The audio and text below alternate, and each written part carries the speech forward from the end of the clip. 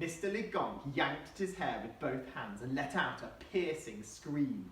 I've never seen a teacher lose it like that. Everyone else in the class was staring at him with their mouths wide open. I thought he might actually pick Kevin up and boot him off the stage like a football. Luckily, at that moment, the playtime bell rang. Right! Get out, the lot of you! Out!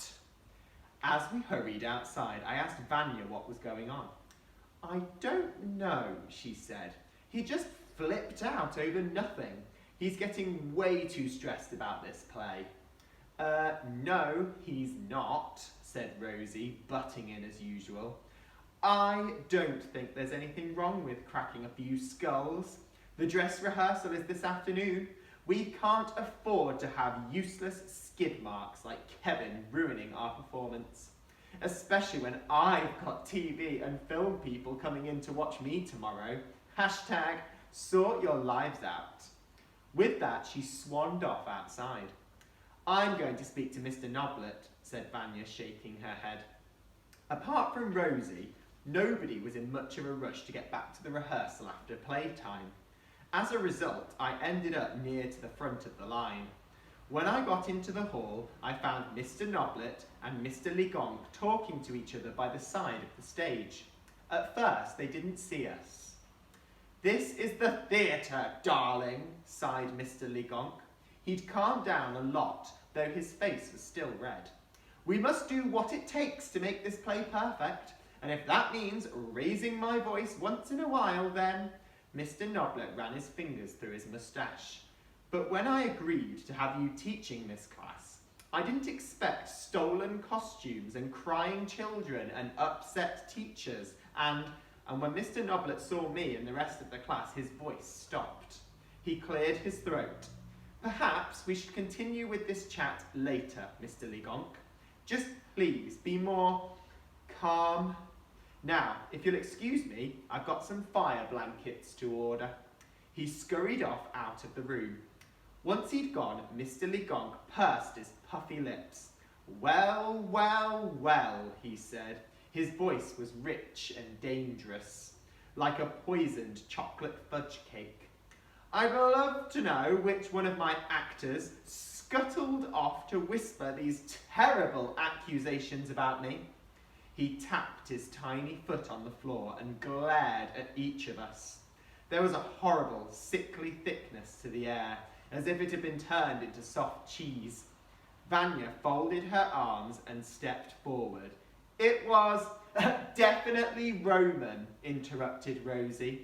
He hates me, and he wants the play to fail, so that the TV and film people don't give me my own movie to star in.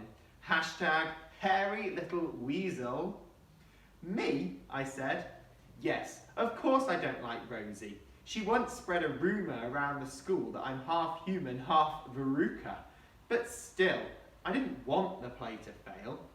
And I wasn't trying to stop Rosie from becoming an actress. Her own complete lack of talent was going to stop her doing that. I don't want to be mean, but I've seen soggy bits of Weetabix that are better at acting than she is. Actually, it was me who told Mr. Noblet about you, said Vanya. I don't like the way that you treat people. She's easily the bravest 11-year-old I've ever met. Mr. Legonk didn't seem to hear her, though. He'd narrowed his piggy eyes and seemed to have drifted off somewhere else. Of course it was you, Sprinkler, the nasty beast. I'm not surprised. He's already wasted our budget on fire safety, and he made me change the script with his furry body. He wagged his finger at me. I will not forget this. Vanya was getting red in the face now. I'm telling you, it was silence, bellowed Mr. Legonk. Every play has its problems and its arguments. I remember being in The Toothbrush Mysteries with Sir Roger Balloon. He got so angry with one of the actresses during rehearsals that he pulled her still beating heart right out of her chest. Ugh, I said. Despite this story obviously being utter rubbish, it was still disgusting. The man is insane, murmured Vanya to me. Mr. Legonk carried on, staring straight at me. The most important thing is that even if we hate someone, even if we want to get our revenge on them for doing terrible things, I gulped, we never show that to the audience. The show must always go on. At that moment, Gamble came in. He was wheeling a trolley in front of him, which was covered with a sheet. Ta-da! He grinned, pulling the sheet off to reveal a random jumble of all kinds of weird stuff. Then he began picking things up off the trolley to show us. I've been proper busy making props and special effects, right? Look, blood-soaked fake leg, a smoke machine, red glowing eyeballs, cat sick, exploding gunshot wounds, an evil toilet, and a deadly mince pie bomb. I wasn't sure if any of these things would actually be useful in our play, but they certainly made Mr. Legonk look happier. This was probably the worst thing about him, the way his moods could turn so quickly.